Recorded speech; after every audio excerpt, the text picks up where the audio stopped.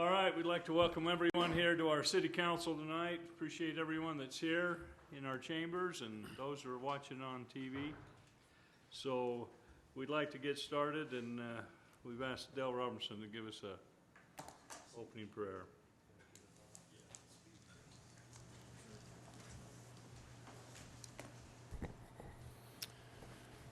Our Father in heaven, we bow our heads before Thee this evening. We're grateful for the opportunity in which we have to meet in this capacity. We're grateful for this wonderful community in which we live. We're grateful for these elected officials who serve this community, and ask at this time that Thy Spirit might be here, that they might be able to make those decisions which would be pleasing unto Thee and beneficial to the wonderful citizens in our community. We're grateful for this wonderful country we live in, and for the many blessings that Thou hast seen fit to bestow upon us in this land, and particularly in this wonderful city in which we live. For these things we pray in the name of Jesus Christ. Amen. Amen. Thank you, Dale. Okay, we'll go to public comments. Anyone out there in the public? Huh? Oh, sorry. What did I... Special. Huh? Am I wrong here? Pledge. Oh, yes. Pledge of allegiance. I didn't hear what he's saying. We need to do the Pledge of Allegiance. Sorry, excuse me. I've asked Councilmember Beck to lead us in the Pledge of Allegiance. Please repeat after me. I pledge allegiance to the flag of the United States of America and to the republic for which it stands, one nation, under God, indivisible, with liberty and justice for all. Thank you. All right. Now we'll go to public comment. Anyone out there in the public who'd like to come and address the public or address the council and the mayor, you're welcome to come on up. Nobody? All right. Be that way. All right. Let's go to council comments. And let's start here with Councilman Gordon. I have nothing this evening, Mayor. All right. Councilman Scobes. I have nothing to report at this time, Mayor. Councilman Mendenhall. I have something to report, Mayor, really good. quick. Sorry, no surprise. I've got some special guests that we invited to City Council tonight, and if I could invite Tenny Worthen to come up. He's here with his family, with his mom Segi and Troy and his little brother Lincoln. Is that right? And if I could really quick, I just wanted to read something from the Daily Herald that was printed last week about Tenny, and then he could tell us a little bit about himself. It says, Tenny Worthen, 11 years old, is a sixth grader from Larson Elementary in Spanish Fork who's being recognized as the Daily Herald Student of the Week. Tenny plays football, basketball, and is on the student council. He leads by being a good example. He tries to include everyone, and he always is respectful and kind. He said he hopes to attend Utah University like his uncle and wants to play college and professional football. Tenny is a big help to his family. He is always helping his elderly neighbors and strives to do his best in everything he does. Tenny's teacher, Katie Burns, said she noticed Tenny gave his coat to a student that didn't have one on during an outdoor activity in December. Tenny is a wonderful example to everyone around him, including myself, she said. Tenny is very aware of those around him and is constantly noticing the needs of others. He takes action to fulfill those needs, even if it requires sacrifice and extra effort on his part. This behavior seems automatic. He also makes no effort to attract attention for his kindness. Tenny's a great example of a young man that is doing stuff right in Spanish Fork and exemplifies, I think, our community spirit of volunteering and doing things well, and sometimes not even being recognized for it. But would like to recognize you tonight, Tenny, because that's an admirable thing that you've done. Thank you. Anything you'd like to say? Thanks. Thanks. Were you taught well by your mom and dad of how to be a good student and a good friend? Yes. I'll bet. That's usually where that stuff kind of comes from. So we appreciate you from the city. We appreciate you being a good friend. Councilman Scobes is a teacher up at your school, and he's probably witnessed some of that stuff too. And that's really important, and I know it'll serve your life really well, as your parents have told you, that the nicer you are like that, the better your life's going to be. So we appreciate you in the city. Thank you. I think the mayor's got I've a got certificate something to for you. award to you. Come down here, present this to you. We've got, there's a little certificate of recognition for all the great work that you've done, and we appreciate you. We need citizens like you here in this town, and that's what you emphasize here, and people can be, you can be an example for those around you. Yep, thank you. You bet.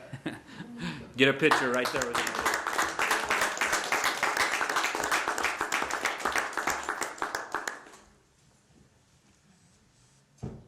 We'd like to thank the Worthens for coming tonight, and thank you for raising a good boy like Tenny. We appreciate that.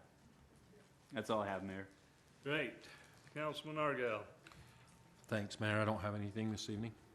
Great. Councilman Member Beck. I don't have anything either. Oh, it's, Is this your best night ever? this is, I've got goosebumps all over just thinking about it. Okay, let's move along. Spanish Fork 101. And I'm sure Chris doesn't have anything either.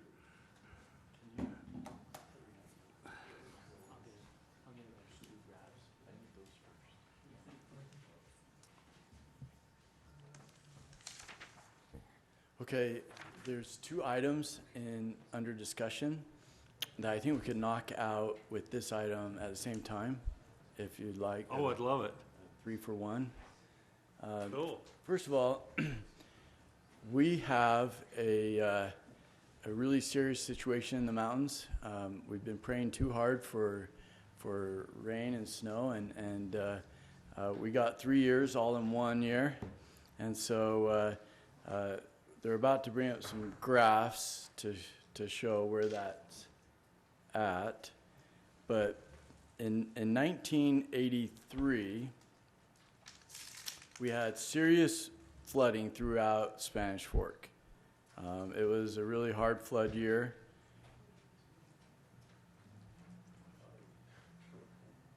And in 1984, okay, so I'll show you a graph of what snowpack we had in 1983. That's this blue line right here.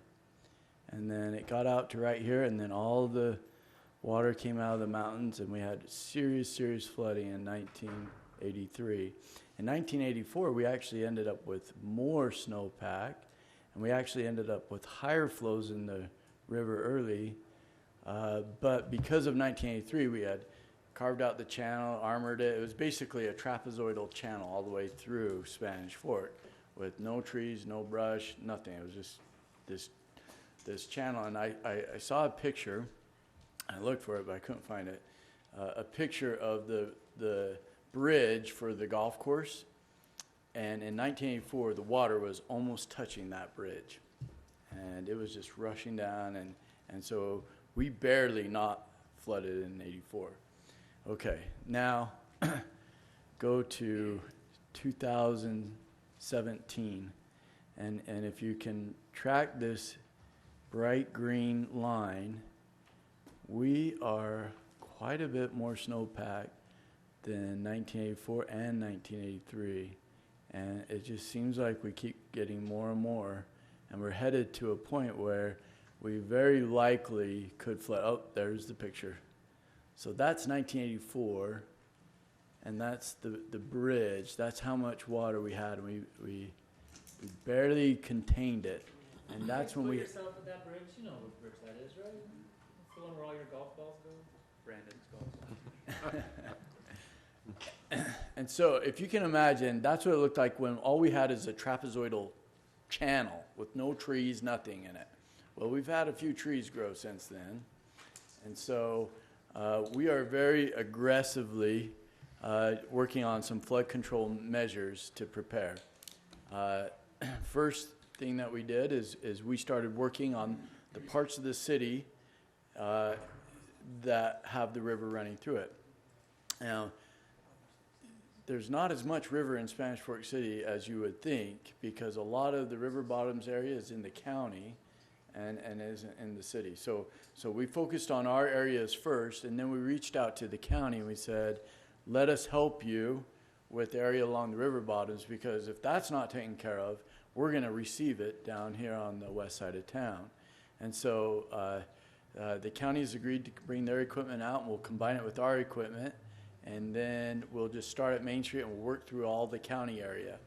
Then the next step that we have is we contacted Strawberry Water Users Association, and we've talked to them about maybe combining the county, us, and their equipment, and starting at the edge of the city and go up the canyon, removing vegetation that is either an invasive species or is dead or fallen into the river. We have quite a few instances along there where beavers come in, and maybe it's not an invasive species, maybe it's a cottonwood, and they've halfway chewed through it. Well, when the floods come, then that cottonwood's going to fall over into the river, and so we're just removing those now as well. So that's the third thing that we're looking to do for flood control. A lot of cities get to a point like this and they stockpile sandbags, and that is something that we typically don't do in Spanish Fork, and I'll tell you the reason why. When you stockpile them, they're not where you want them to be, and then quite often you don't need them. Let's say we get a really warm spring, and starting right about here, we gradually bring all the water off and we don't have any flood. What do you do with thousands of sandbags full of sand? Well, you can't just keep them because the bags actually rot. And so you have to empty all the sand, and you waste all those bags, and it's a lot of wasted effort. And so we have a very inventive streets department. As you know, Jamie Chappell, he's invented a lot of things that has really helped us. But one of his inventions is a sandbag filler that he attaches to the snowplow trucks that have the sand operations. And so they welded it all up, put it on, and they can fill sandbags so quickly with that. They go take the truck down to the quarry, and they get the sand, and then they drive it right to where it's needed.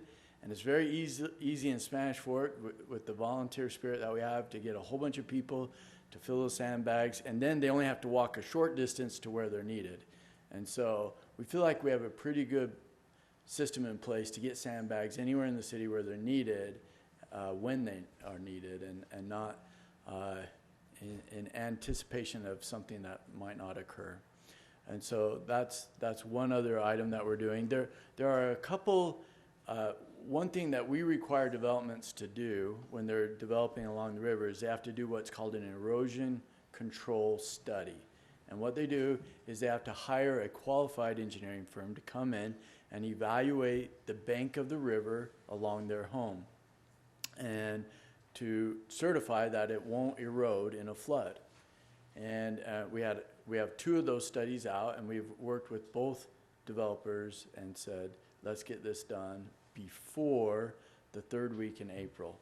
We've looked at the graphs, and if you'll look right here, this is the May 1st line, okay? It looks like the flooding is most likely to happen, we're saying, in the 3rd week of April, which is right about here. That's when you can see, you could really have flooding in a relatively normal year if you got the warm rains or the warm temperatures, and you just drop really steeply. If this curve would have came down here, even though it was a drought year, you could have had some minor flooding. So we're saying about the 3rd week in April through May is kind of the hazard time of the flood. If you look right when we turn to June, right here, you'll notice that it got less steep and there was less flood hazard. So we're saying the 3rd week in April through May are the times when we're most concerned. And so we're working with both those developers to get all that done by the 3rd week of April, and it looks like that's going to happen. And then we have a group like Trout Unlimited. They got a grant, and we're utilizing them to help with some of the removal of the invasive species and the other. The last thing that I'd like to talk about is where we think the highest potential for flooding is, and we believe it's on the I-50, the State Route 15 bridge. So if you know where the old sugar factory is, it's now Wasatch Pallet. As you come down 100 South and you turn along I-15 and you go over the bridge, there is a very low profile bridge there that doesn't have very much headroom. And that was a choke point in '83. It was a choke point in 2011 when we were worried about flooding. And so with that bridge, Jamie Chappell has a plan to coordinate with UDOT to park a traco here like they did in 2011 and just pull any debris that might get hung up on here and try to keep this way open for the river. Now, in '83, it was funny. They worked so hard to save this. I think they even channeled around it a little bit, this bridge, and their regret was that they didn't just blow up the bridge and get a new one then. So we're remembering these lessons learned, but hopefully the water all comes off evenly and gradually and we don't have flooding. But one of the key things that we've done for flood control is our trail system. It's not just a recreational trail, it is also an access to get along the river wherever we need to and remove things like trees that get hung up, or if we had a sandbar that was forming or something that had to be removed in an emergency situation, we can get equipment in there and get that accomplished. And so our trail system is very useful that way. And so the Utah Lake Commission has a grant process that they go through, and we just recently joined the Utah Lake Commission. So we applied for a grant to do a study on how that trail would continue. And again, it's a trail and a flood control access to the river, how that would continue from where it's left off in Spanish Fork all the way down to Utah Lake. And that's been completed, and so I just wanted to give you a little overview of what that study is. If you can just kind of scroll through it, and I'll stop you when we have a picture that looks interesting. Okay, first.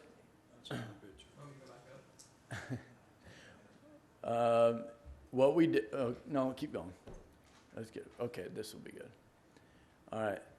The first thing that they did is they broke up the river into segments, and these lines right here show each segment.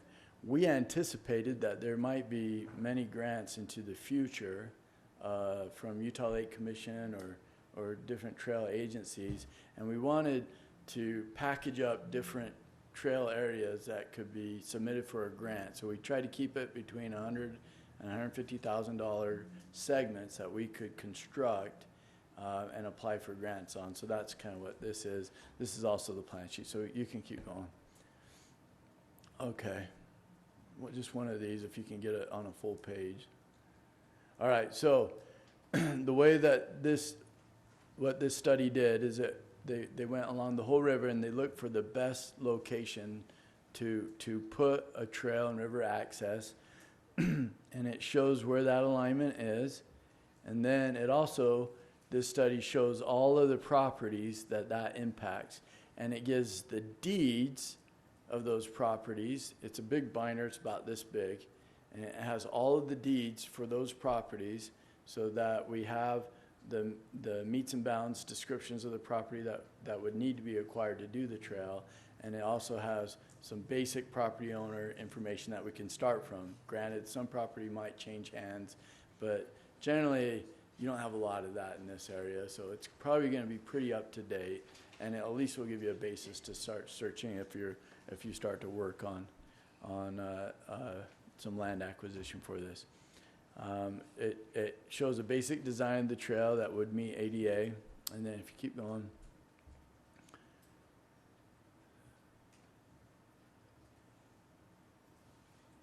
You can go pretty quickly until you're through all of these plan sheets.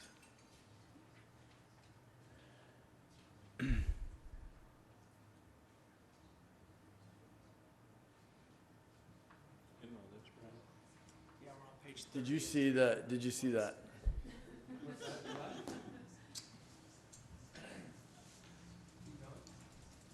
Okay. Then also included some, go up just a little bit. Okay. So then it has all of the trail segments and what the cost estimates are on those. Can you go up one more? A little bit more. Okay, go down. Go down. That's the trail segment.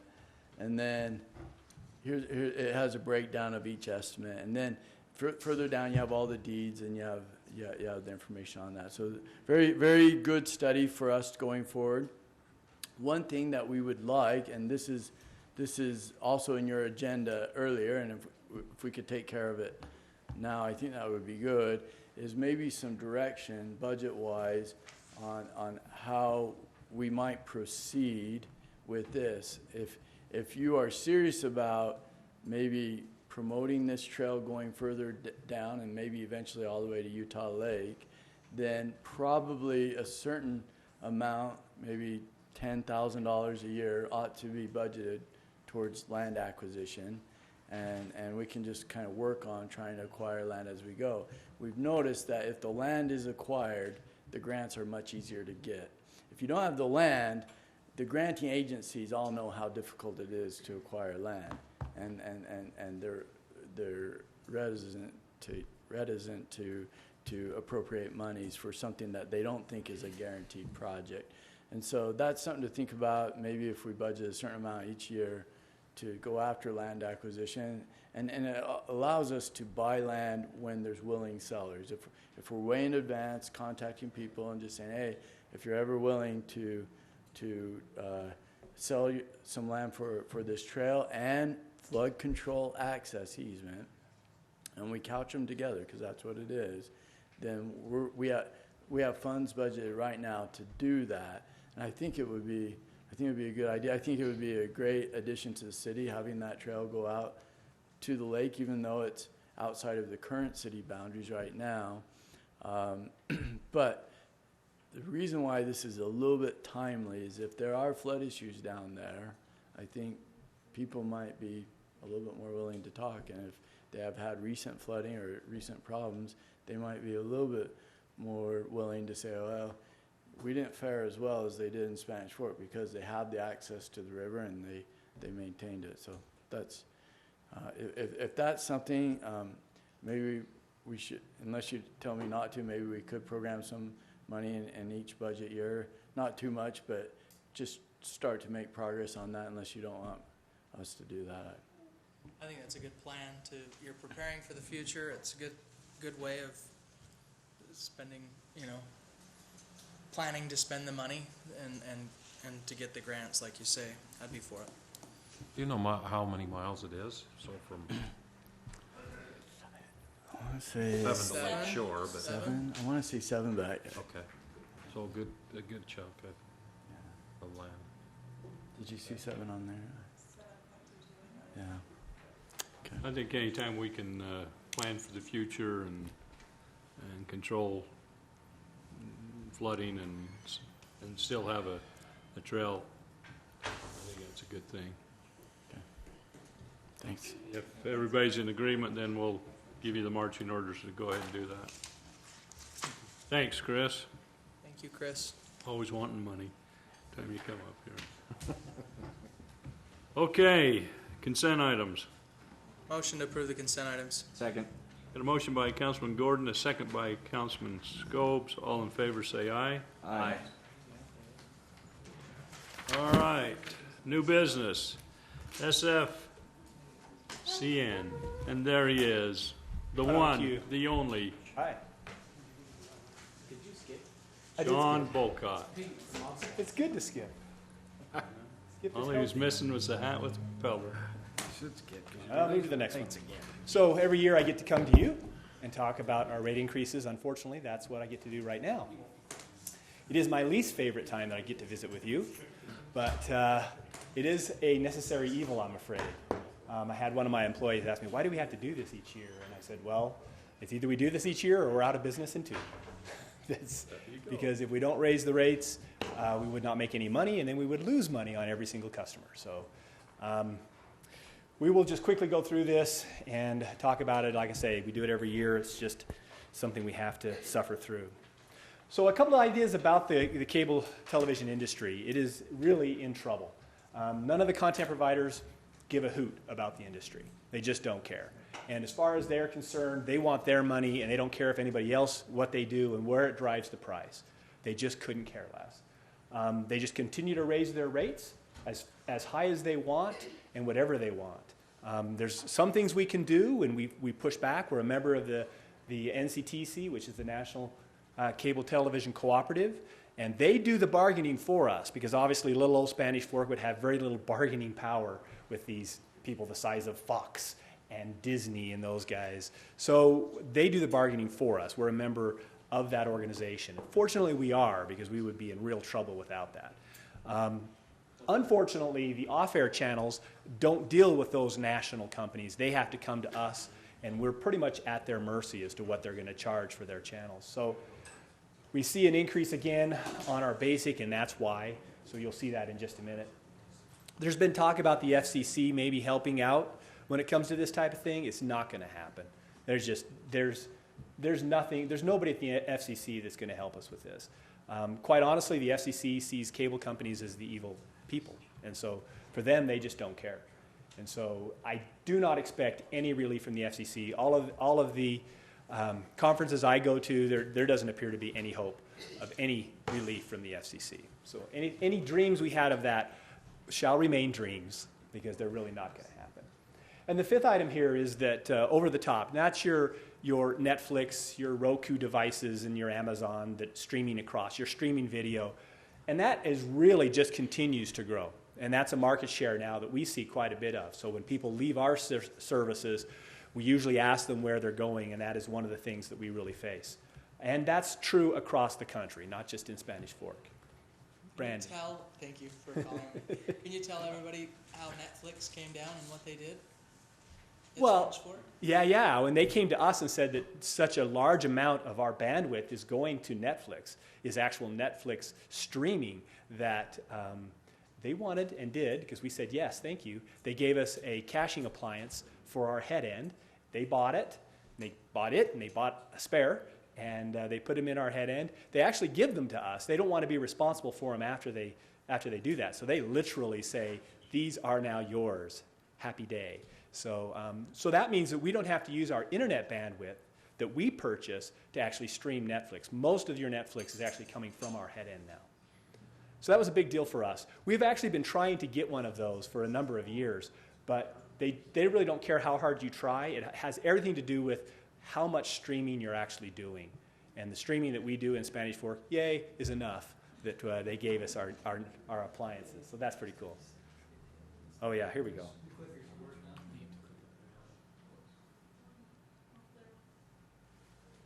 So what does our competition do? They face the same things we do, right? So what do?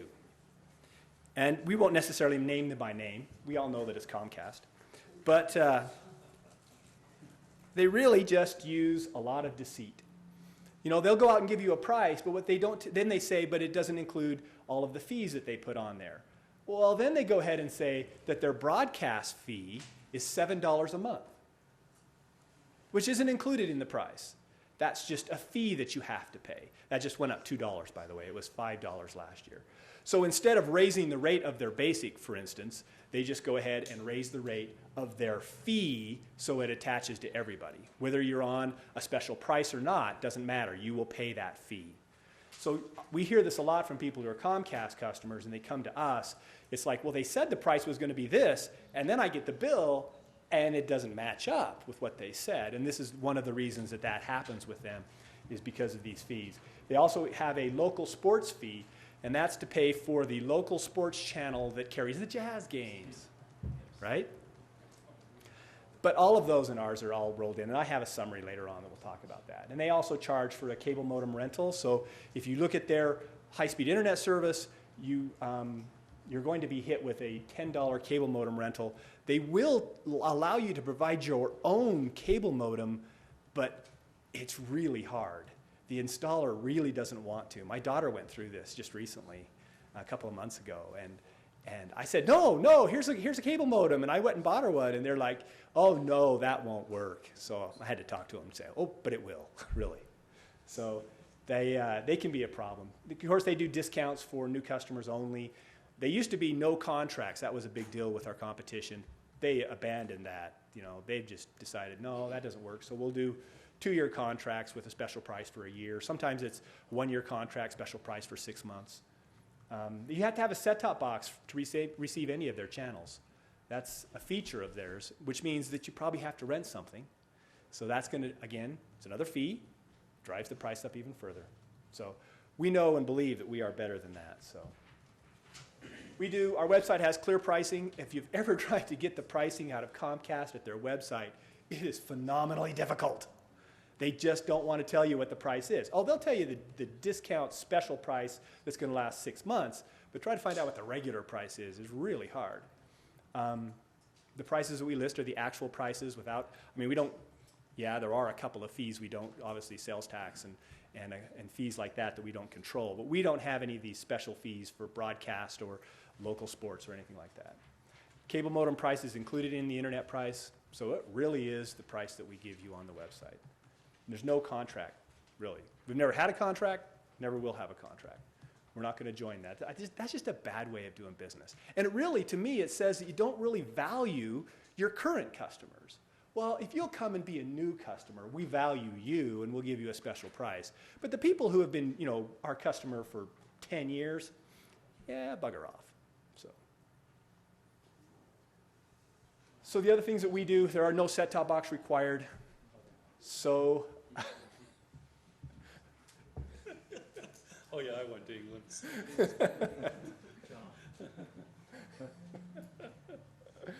Hey, I haven't actually swore. Oh, go. Come on.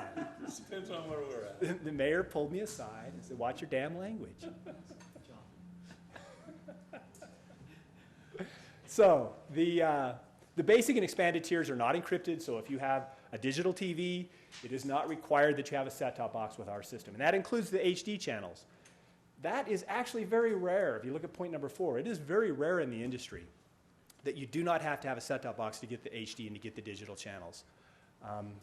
There's a lot of reasons why we do that, but the main reason is because people who have these big screen TVs, they've mounted them on the walls, they just don't want to have to put up with a set-top box. Or your second or third television. Why would you want to have a set-top box for the one in the kitchen or the bedroom or some of the others? You may not want to have a set-top box connected. And you don't have to. Of course, you can if you want, but you don't have to. So that's very rare in the industry. So this is what we're going to do with the price, if approved. You can get an idea here of what's happening. It's just over $1 in the basic is the increase. And again, that's for channels 2, 4, 5, and 13. A little bit of some of the others, not so much 17, but some of the others. Oh, it's included in it. Excuse me. It's included. I thought you were naming the channels that were. Yeah. No, this is the channels that are charging us. So those channels, the CW charges us, so there's a few of them that are. There's 2 kinds of channels that we have in the off-airs. Some we are required to carry. Those are called must-carries, and I can't drop them no matter how much I want to. I have to carry them according to the FCC. The others are retransmission consent, and on the retransmission consent, then they can charge us. So what these channels do, just real quickly, what they do is they must carry until they have a following and people like the channel a little bit, and then they switch to pay us money. And that's exactly what the FCC allows them to do. So there's a lot of reasons the FCC said they did that, and most of it is junk. It's really all about the money. Expanded basic goes from $69.04 to $74.38. As you can see, about $1 of that is the off-airs, right? Because you still get the off-airs in the expanded basic. The rest, most of it, quite honestly, is Fox. The most popular cable channel, can anybody guess what it is? You got Fox. That's right, Fox News. And so that's who the NCTC was negotiating with this year, was the Fox. And our position is always the same, and that is we will do what NCTC does. They are just that important to us, that if we want to go rogue and go off on our own with our few number of customers, It would be crazy. So we do what they do. So if Fox calls us, or they like to call Kent, and we always tell them the same thing. Get your deal done with NCTC, then we'll have a deal with you, but we're not interested in doing a deal on the side. Because they will come to us and say, well, we'll give you a special deal, because they want to break the NCTC. They want to break the cooperative. And we just don't play that game at all with them. Super Digital goes up, as you can see, from 82 to 88, 50.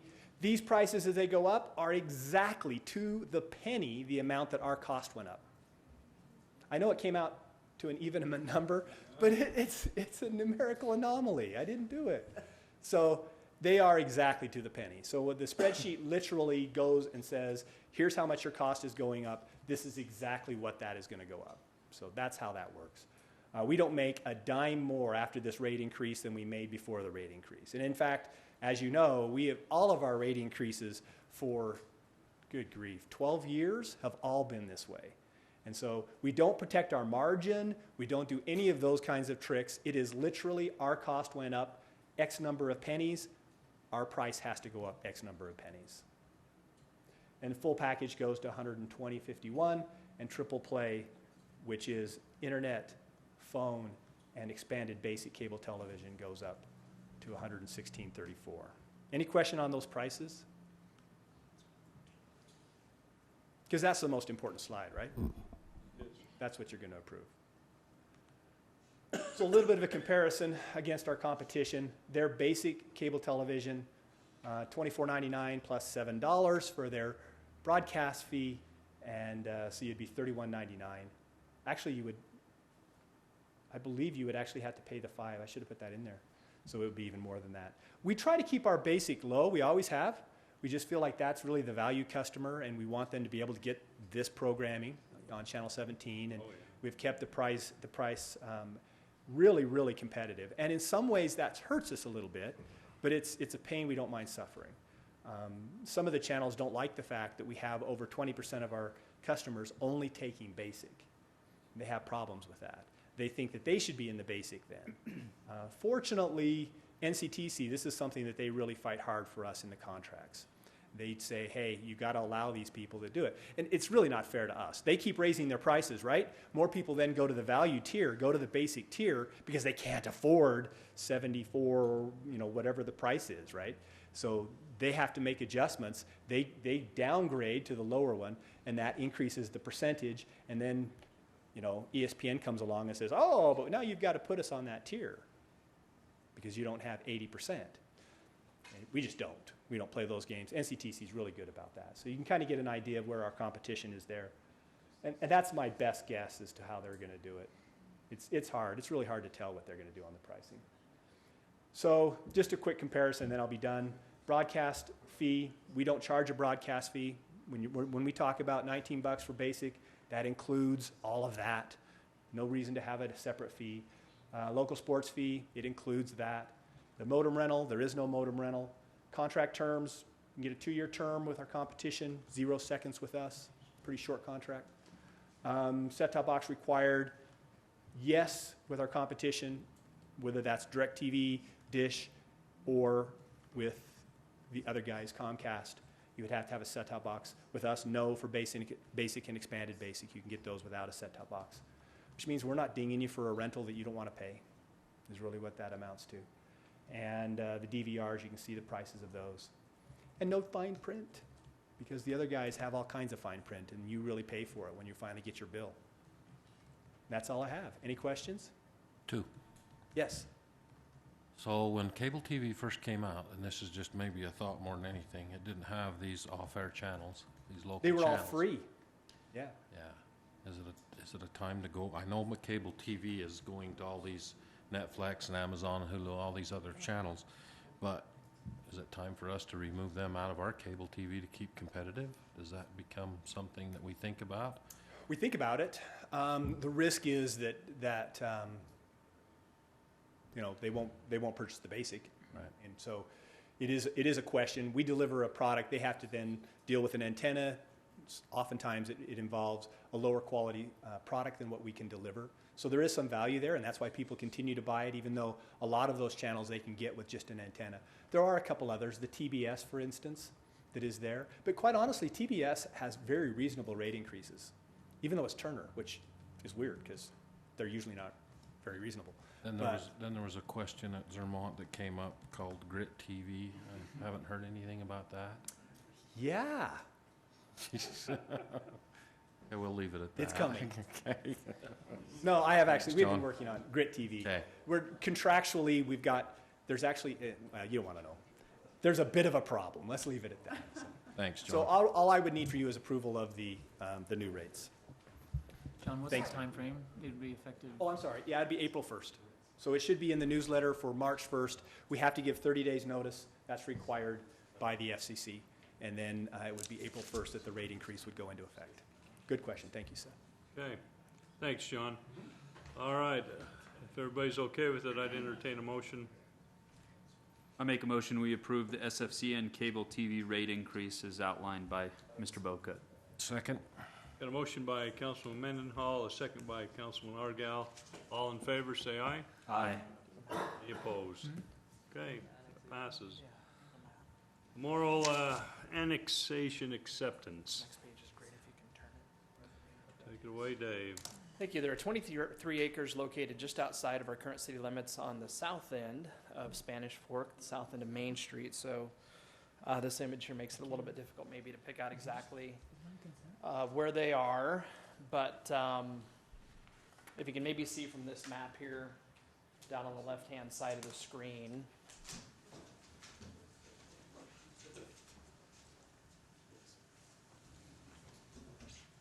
the area that we're talking about is adjacent to Main Street, which is this line right here. And then we have these 23 acres here. Just to the north of the land that we're talking about is Sunrocks, old gravel pit. Now I think they use that just as a staging area for equipment, trucks, and that kind of a thing. And it's my understanding that the petitioners for this proposed annexation largely are approaching the city now because they know their neighbors with the Sunrock property are getting ready to develop. We've talked with the council about a couple of different things that will likely happen in the next year or so that probably will lead to development here. And I don't mean to speak at all for the petitioners, but understand that they're interested in annexing this area largely just kind of in preparation for development, moving its way closer to them. The majority of the property actually is planned for commercial uses. That's something that we talk about as we go through the study period on the proposed annexation. And at least as proposed, I don't believe that anybody on staff has any concerns with taking the next step, which is simply to accept this proposal for further study. That acceptance by the council initiates some formal things that we do as staff. We look at a few different things very closely. In this case, we've already talked a little bit about some power issues that we'd like to work through. A couple of road, maybe policy kinds of questions have come up that we'd like to work through. But in short, again, we haven't had any concerns that we've talked about relative to at least taking this next step.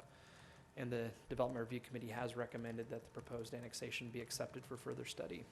And this doesn't obligate the city to anything by accepting this study, Exactly. correct? Yep. Where's the city limits end right now? Just north of it. So I'll struggle to, We'll pull up the ledge. yeah, that's the easiest. Or the layers. Okay. You turn on zoning, sometimes that's an easy way to, Right there, planning and zoning. That's why help them out, though. So go to the air. or not, sorry. There you go. So the land that we're talking about's right here, Oh, okay, so we're and like everything that's colored this is city. in the city today. So you can see it currently abuts the city all along its northern boundary.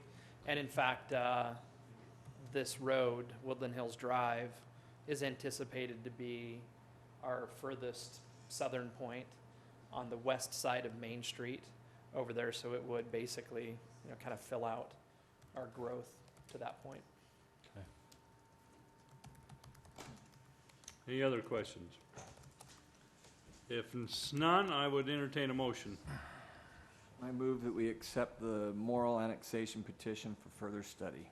I'll second that. Got a motion by Councilman Scobes, a second by Councilmember Beck. All in favor, say aye. Aye. Okay. Golf course cart lease.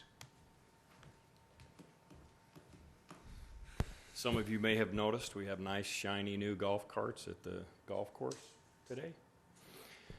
So what we need here is a ratification of some action, or what we've already talked about. Each of you, the mayor has, as you know, has signed a contract with Yamaha for a new 4-year cart lease of 70 new golf carts for $49,812, which is approximately $4,000 less than what we paid 4 years ago.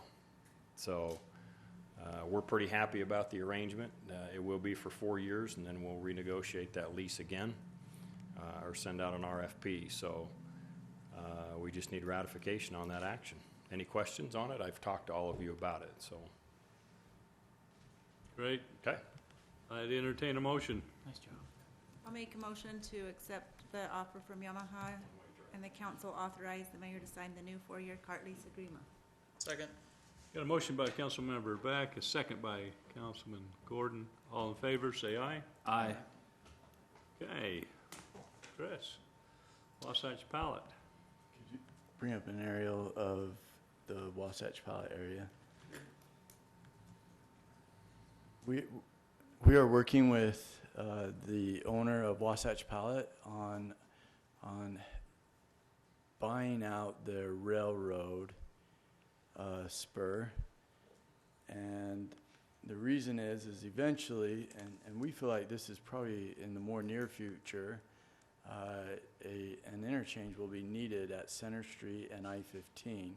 If you look at the traffic coming down Main Street, we have a serious amount of traffic there, and we met with UDOT, and we talked about the numbers, the daily traffic that was being seen on Main Street, and I think it's now even higher on their priority as well to look at planning for this future interchange at Center Street and I-15. So here's Center Street here, a study of alignment and how an interchange could be built there was done, and it showed Center Street coming kind of at an angle like this and meeting I-15 perpendicular and having your interchange right here with an off-ramp from I-15 coming down onto Center Street.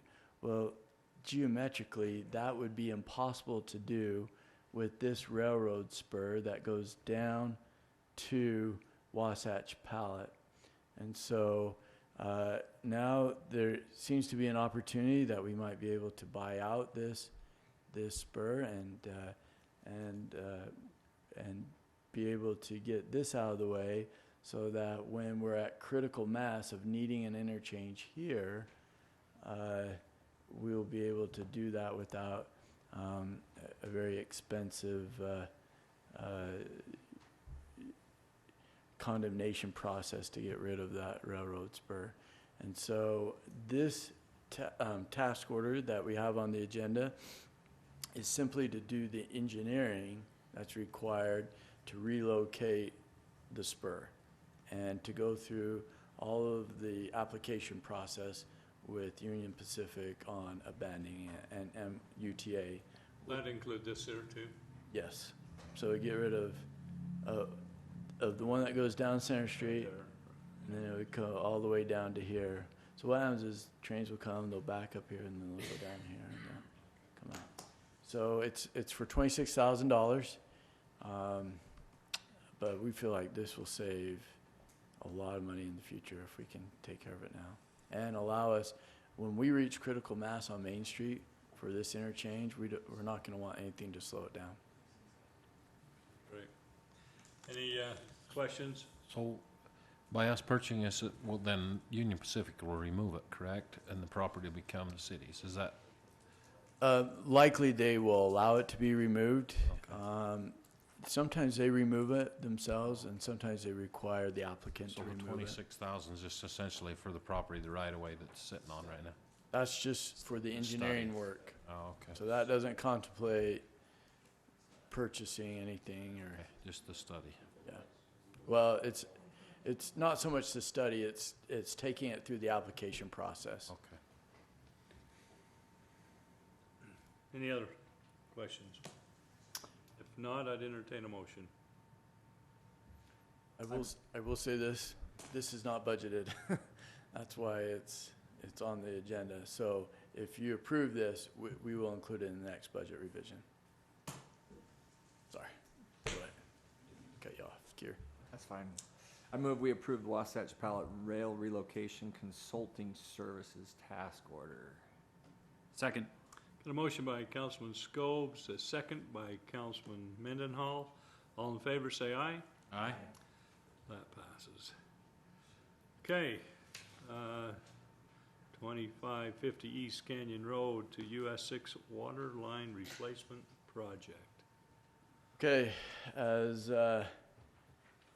most of you or all of you are aware, we have a Walmart market coming in right here. And with that, they're doing quite a bit of work on 2550 East coming up to Highway 6, rebuilding that intersection and widening. They're building a traffic circle right here. And with all those improvements, we had a water line break along our existing water line there. We dug down, looked at the water main break, and it's an old, it's not horribly old, but if you have ductile iron pipe in Spanish Fork, it doesn't seem to last very long. We have very hot soils that will corrode it quickly. We had a big water main break here once because of those corrosive soils that I lost a lot of sleep over when I first started out in Public Works. Anyway, this line right here really ought to be replaced, and it really ought to be done before the new traffic roundabout is put in place and this road is rebuilt. And so we quickly got a design together, and the bid opening is coming up soon. But there's not a budget for this project either, so because we just had the break. So $180,000 would be put in the next budget revision if you approve this today. So, Any questions? If not, I would entertain a motion. I move we approve the task order, budget revision for 2550 East Canyon Road to US 6 water line replacement project. I'll second that. Got a motion by Councilman Mendenhall, a second by Councilmember Beck. All in favor, say aye. Aye. All right. okay, this next item, I'll just talk about it. You do not want to see this in detail. It's a bunch of tables with pollution numbers on it. So in general, our sewer system is doing really well. We had a good self-assessment of how our plant was doing, how our collection lines were doing. We did have some backups. We feel like with our television camera up and going and televising the city, that we'll be able to catch those backups before they happen more often. We push the limit on some of the limits of our treatment plant, but we are in compliance, and the reason why we push the limits is a expansion of an existing business in town that is working on some pre-treatment that will solve that. So basically, in a nutshell, this report says that the system's running well, and we have a good plan going into the future, the rates are sufficient unless the state lowers the limit for phosphorus from 1 to 0.1. Then some serious improvements have to be made to the plant, which would force a rate increase, which would likely force a rate increase. And that's what it's talked about in the report. You need to accept the report by resolution, and then we'll send it into the state. Okay. Any questions? I'll make a motion that we approve resolution number 17-02, a resolution approving the municipal water planning program self-assessment report for 2016. Second? A motion by Councilman Gordon, a second by Councilman Argal. This will be a roll call vote. Councilman Argal. Aye. Councilmember Beck. Aye. Councilman Gordon. Aye. Councilman Mendenhall. Aye. Councilman Scobes. Aye. That passes. Okay, resolution 1703, approving an amendment and restating an interlocal agreement. So this resolution authorizes the mayor to execute an interlocal agreement with the Mount Nebo Water Agency. That is an entity that we helped create 3 years ago. It's got off the ground and it's outgrown its infancy now. And the purpose of this amendment is to add 2 new members. Santaquin City and Genola Town have petitioned to be admitted. The board has reviewed that and recommend that they be admitted, and so this amendment allows them to come in. The other change that we're making is we've grown to the point that we did have terms for the board members, and we felt that each board member can control that. So Mike is currently our board member, and rather than have a term that his term will automatically end, it will be controlled by you now. So that's the other change that happens, but the main purpose is to allow Santaquin and Genola in. Right. Any questions, comments? If not, I'd entertain a motion. I'll make a motion to approve resolution number 17-03, approving an amended and restated interlocal agreement with other government entities concerning Mount Nebo Water Agency and authorizing the mayor to execute the agreement. I'll second that. Got a motion by Councilmember Beck, second by Councilman Mendenhall. This is a roll call vote. Councilman Scobes. Aye. Councilman Mendenhall. Aye. Councilman Gordon. Aye. Councilmember Beck. Aye. Councilman Argal. Aye. Okay. Mayor, really quick, just a caveat to that is I always want to throw in the mention that Mount Nebo, that growing agency, and you can see its influence growing with a couple of their members invited into it and wanting to be a part of it. So a good thing for the south end of the county when I know residents are worried about water. This is your city trying to help take care of the aquifer in general in South Utah County and be responsible. So. Well, the cooperative effort there has brought some other notoriety, and Mike, you might share with them the invitation you received on a national level. Yeah, there's some boards that are taking notice and wanting to discuss how we're trying to do things right in the west and the desert and in South Utah County in specific. So there'll be some neat opportunities to kind of report the progress to legislators and on the local and the national level. So it'll be good. Go ahead. Next one is Resolution 1704, amending the Spanish Fork City Employment Personnel Policy. So what this is going to do is it'll allow our nursing mothers who are employees to take breaks for purpose of obtaining milk for their child. We have some good employees. Occasionally they're younger and they're in their childbearing years and they have children. For various reasons, including health reasons, they like to nurse their baby. They need breaks occasionally at the workplace to accomplish that. And so this provides that. This is in the federal law. We haven't had any demands for it. It just seemed like the right thing to do for our employees. Now, by doing that, we're not allowing the baby to be on premises and cause a disruption, but we are allowing the mother to take a break, and we are requiring that we provide a private place that she can be undisturbed for a bit, and we're allowing it as she needs it. I think we all probably realize that sometimes you can't control when that has to happen. Now, in an emergency, we can control that a little bit, but we're trying to do this to the benefit of our employees. So we think this is a good thing to do and recommend approval. Junior, is there anything in there as far as So you're saying they cannot nurse on site here? The policy doesn't permit that. It doesn't specifically prohibit it. There may be some situations where it wouldn't be disruptive, and personally, I wouldn't see a problem with that as long as we provided a private place. But we do specifically say here that because we're allowing this doesn't mean that you get to bring the baby. So that in those situations where it would be disruptive, the supervisor, the department director can say, no, you can't do that. I'm only asking because we limit it to women, and some men use devices that allow them to nurse the child. And I don't know if that would be something that, That's kind of new to me, Brandon. Yeah. But, I just don't want to be in a situation where we're we not can't be being discriminatory. discriminatory. Yeah, we can't be discriminatory. So if that situation arises, that would be allowed. Okay. And it just says city employees. Well, if you read through it, it does We refer specifically to say the women. Oh, does it? We refer to Okay. gender as her in a couple of places. Yeah.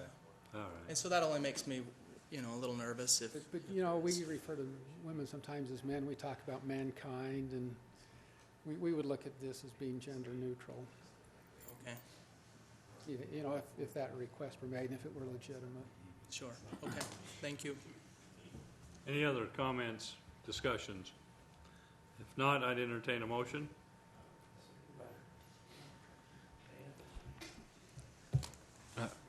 I'll make a motion to accept Resolution 1704, amending the Spanish Fork City employee personal policy to provide location breaks for nursing employees. I'll second that. Location breaks, Got a sorry. motion by Councilman Argyle, second by Councilman Beck. This is a roll call vote. Councilmember Beck, Aye. Councilman Gordon, Aye. Councilman Mendenhall, Aye. Councilman Scobes, Aye. Councilman Argyle. Aye. That is approved. All right, elections, vote by mail. M-A-I-L. Okay. All right. This year might be a historic year for Spanish Fork on elections. I have been doing elections for Spanish Fork for the last 25 years, and not a lot has changed. It might be the old, I joke that it's the red pencil ballot that you mark with your red crayon or something like that, but there are things that can change. We're always looking for change. So the buzz around the state, around our county, is vote by mail. And I'm going to discuss just a little bit about to educate the council and hopefully to educate those at home, because they say that it takes about 3 years for the public to grasp that they vote by mail and not going to a polling place. And so I'm going to walk through a couple of situations, instances that's playing out as we speak with Utah County for this next year. Okay? So this is an example of how voting could be done in Spanish Fork. If you can see that over in the Middle East, when you vote, you get your finger with the blue dye, and that tells you that you're done. You voted. You can't vote twice because your finger's been tagged. And in Africa, or I'm not sure where this is at, but these are the polling places and that they go, and these are the poll workers working, letting you in the polling booths how you vote inside each one of those areas. So we're not that way yet, but I'll walk through the way that we are. Jump back. There we go. So the difference between city elections and county elections. So there's only two entities that do elections, and it's city or county. And when the city runs our elections, we're every other year, and so we take the odd years. And so odd years are city elections, and even years are county-run elections. And on city-run elections, it's just the city issue. It's just the city ballot. And on the county elections, they have presidential elections every 4 years. They have statewide elections, but they run them every on the off years or on the even years as ours. So you can see our past odd years are this year 17, 15, 13, 11, while the counties are 16, 14, 12, and 10. And as we go forward, will always be the odd years. So in Spanish Fork, our elections are a traditional paper ballot in the past. We hand count the ballots after it's closed. The administration is done by me, the city recorder, and the cost for our elections now are about $9,000 per election. So if there's a primary and a general, that would be $18,000 to $20,000 as far as what it costs. The county elections, when they do it, they've changed over the years. They've had punch cards. They've had electronic voting machines. If you voted this last year, you remember the screen that was on and you punch all the different ballot questions. They have scanned by the computer and counted, and it's administered by the county. But for 2017, we're going to talk about, there's an option for us to do this year. In our election this year, there's a mayor and 2 council seats. And in 2 years, it'll be the 3 council seats, and then it rotates again 4 years later to the mayor and council. So we go on this cycle in our election. Whoops. In 2015, let's see, make sure I got the right one.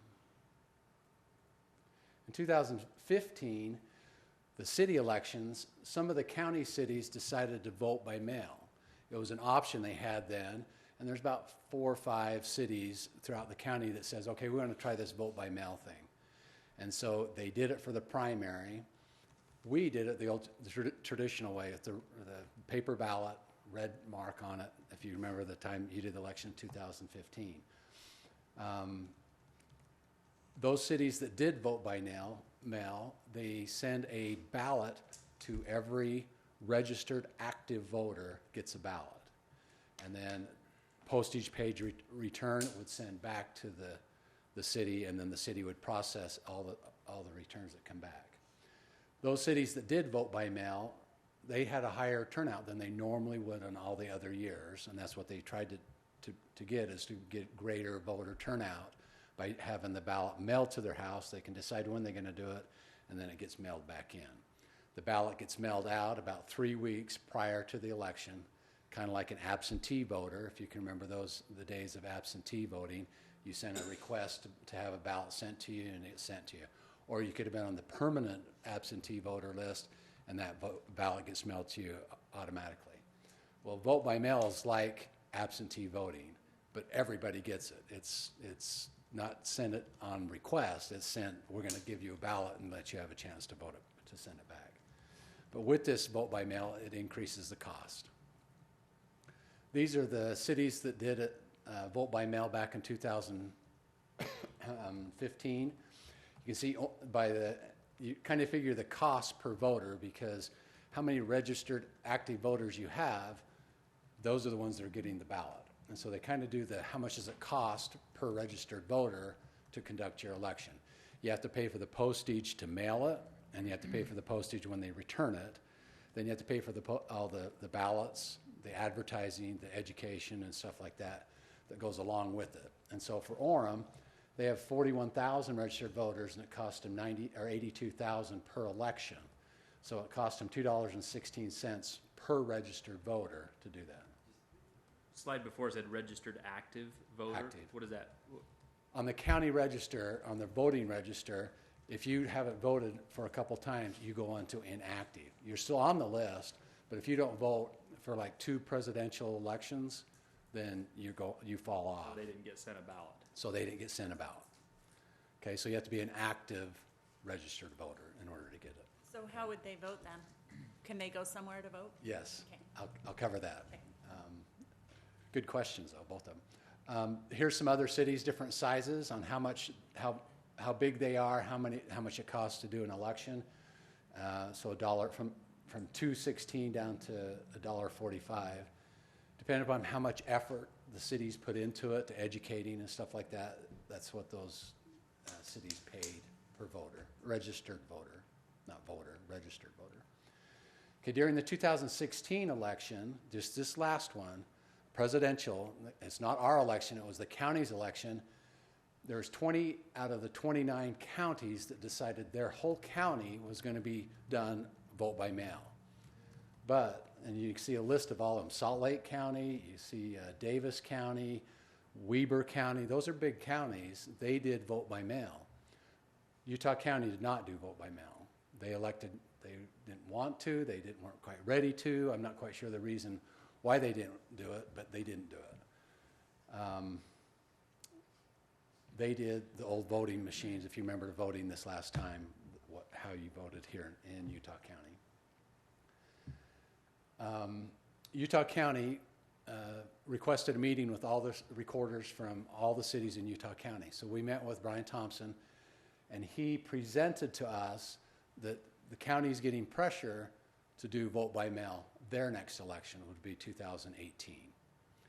And so as we sat through the meeting, then he offered, he says, what I'd like to do is to offer all of the cities that let's do vote by mail for you guys, and that we would do it for you, and we would have to assess us a rate in order per registered voter, but they would do it all. We would tell them who's on the ballot. That's what the part we would have to do. We would do the advertising notice of meeting the requirements of noticing as far as who was running for council. Then we'd tell them this is our council, or who's running for mayor and council. From then on, they would print the ballots. They have access. They do all the registering of voters, so we don't do any of that anyway. They would then mail out to Spanish Fork residents the ballot.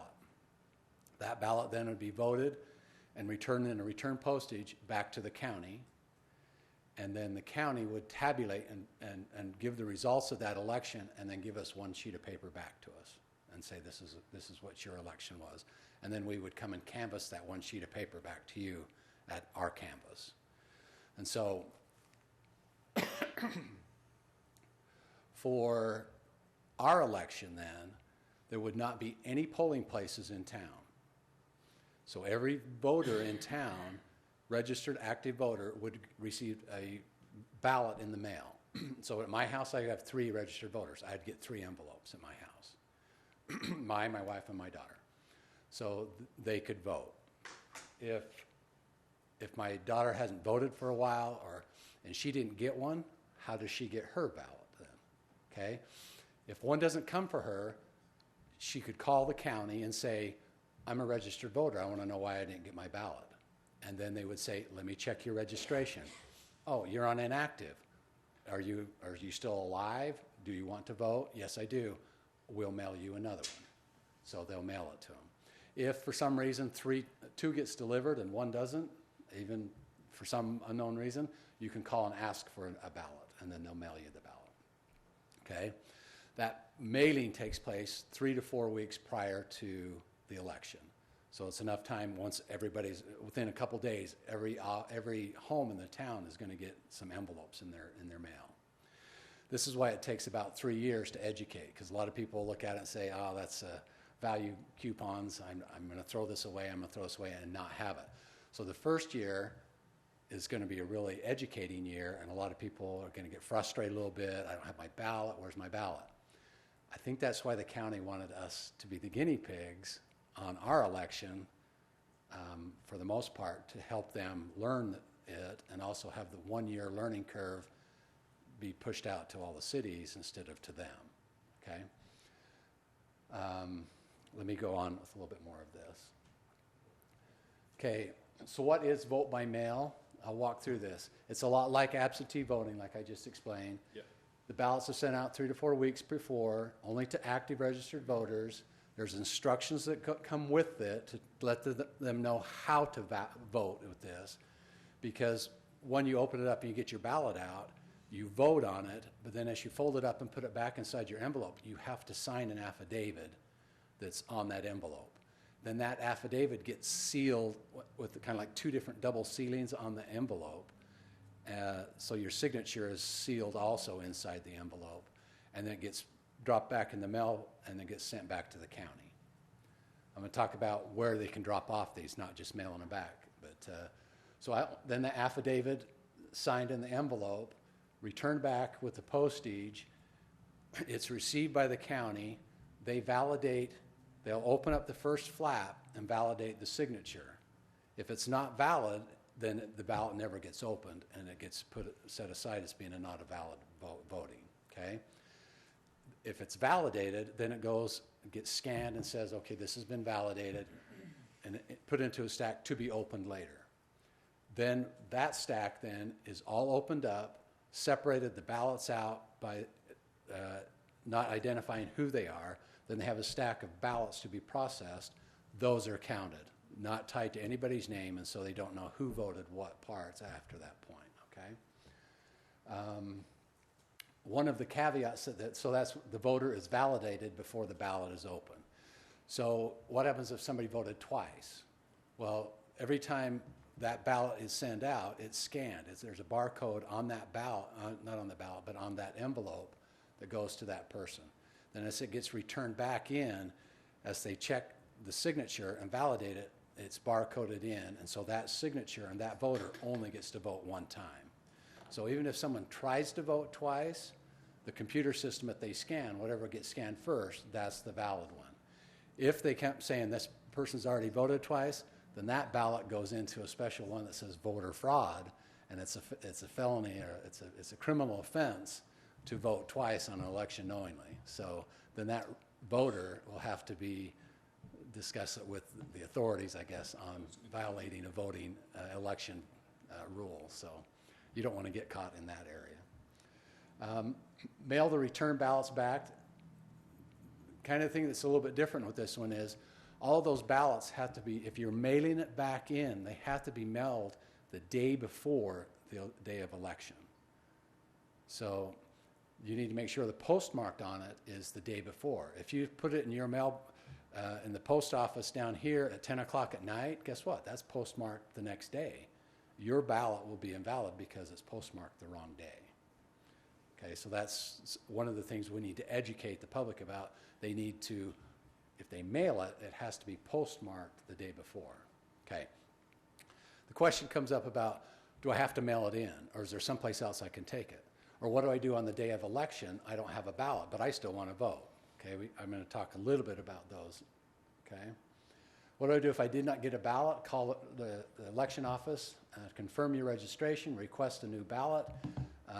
If you didn't, if all of a sudden it's election day and I want to vote and I've never seen my ballot, I forgot all about it. The city will have, at our expense, an election center. It's not a polling place per se.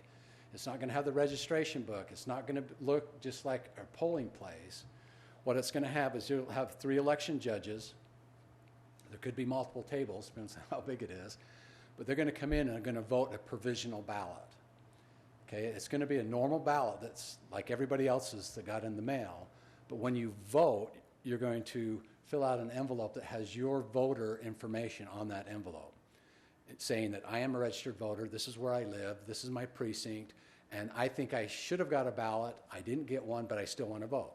You can vote that day of election, at the voting center. We haven't decided where that is yet, but it'll be one place for the whole community can come to and vote if they didn't get a chance to mail on their ballot yet.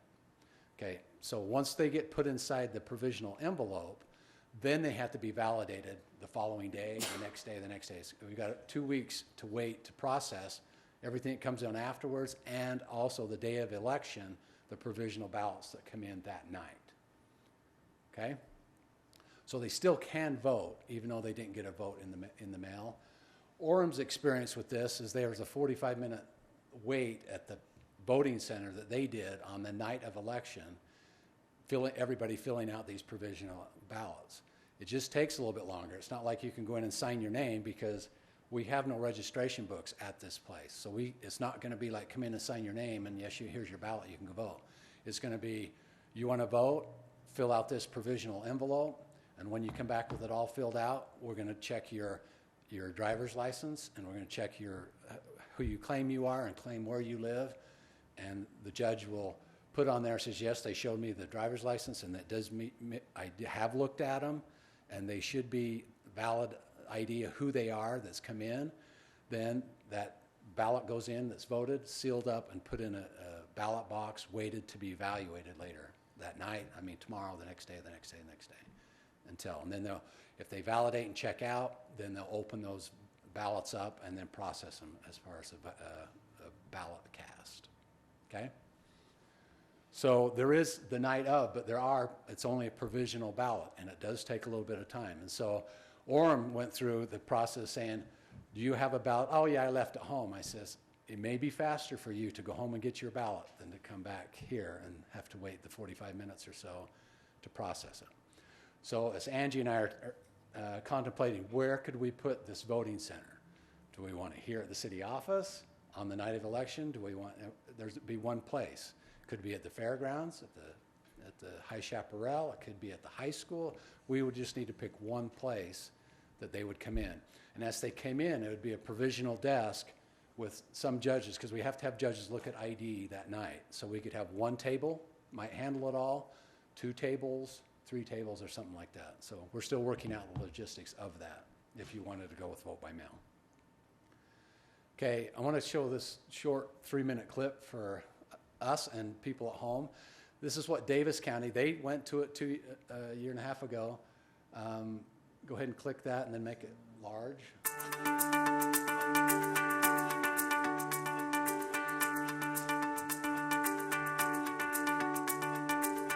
In March of 2014, the Davis County Clerk Auditor announced that the elections in Davis County would be conducted by mail.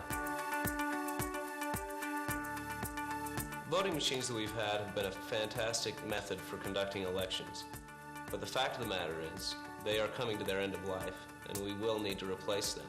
Looking at all the options available, vote by mail appears to be the best choice for Davis County at this time. Historically, vote by mail increases voter turnout, and it also provides individuals with the ability to take the ballot, look at it, research the issues and the candidates, and make an informed decision.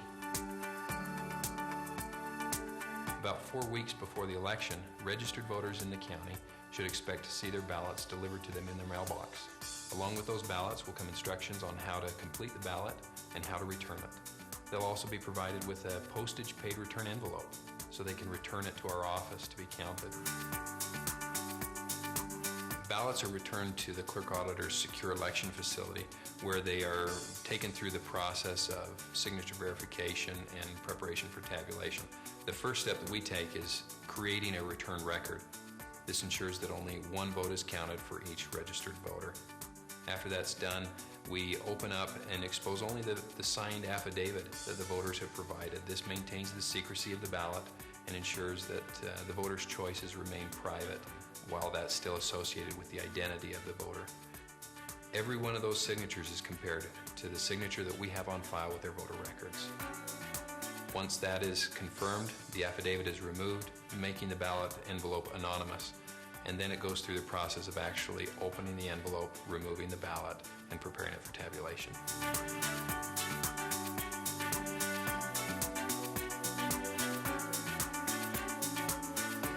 Whenever there's change, there's opportunity for growth.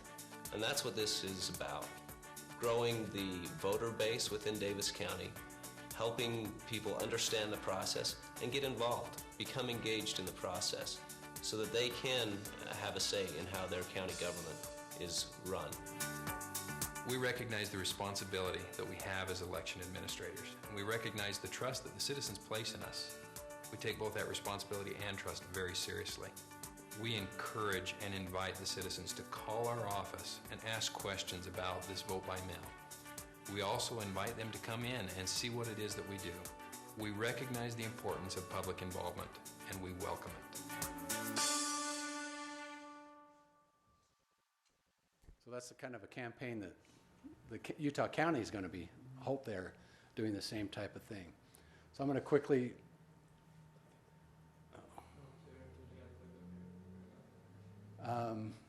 so Utah County is offering to administer our vote by mail for cities in Utah County for this next election. Even though it's a municipal election, they would be conducting it. They would create and mail all the ballots, and they would process and count all the returns, and they're going to charge us based on our registered voter. Now the question is, what rate are they going to charge us? They proposed a written offer. For the primary election, they'll charge us $1.28. Now, so you can remember those other prices that the other cities have incurred. One was $2.16, one's $1.45. Now, the county gets postage rate a special federal rate because they do registrations at 12 cents. So that just knocks, if we try to do it ourselves, like the Orms have tried to do it themselves, they got that rate when they did it, but guess what? The county's now told them, it says, we can't share that postage permit with another city. We're going to keep it, we can only use it for ourselves. And so for us to do it, it would be even higher than that because this is with the county's postage permit of 12 cents on mailing all of those out. But is that just the first year On, that the county would offer that? right, if they did it, as far as we've talked, is just 1 year. I'm thinking that they'll probably want to do it all the time. Oh, okay. I'm thinking that's probably the route they're going to go because they already have the process and it'd be efficiencies. So our registered voters, our active voters are 15,500. And that's the number is moving all the time. One is because people move in and when they register their car, they move in. Some people move out and they never register, they move to another state, but our voting doesn't ever know that they leave the state. And so they stay on. And so until the county edits or goes through and vets their list, last year when we did it, our voter active was 16,000. So already it's dropped 500 people because they went through some vetting process and trimmed it down, and people have moved in. So it's constantly moving, but that's basically where the number he gave us to say that's what we have of you as of right now. That's what your registered voters on the active list. So how much would our election cost if we had a primary? If it was today and that was the registered number of voters, it would be $41,000. It's pretty expensive. But you get a larger voter turnout. So Spanish Fork would still have to pay for any voter education that would go on that we would try to conduct, like tonight.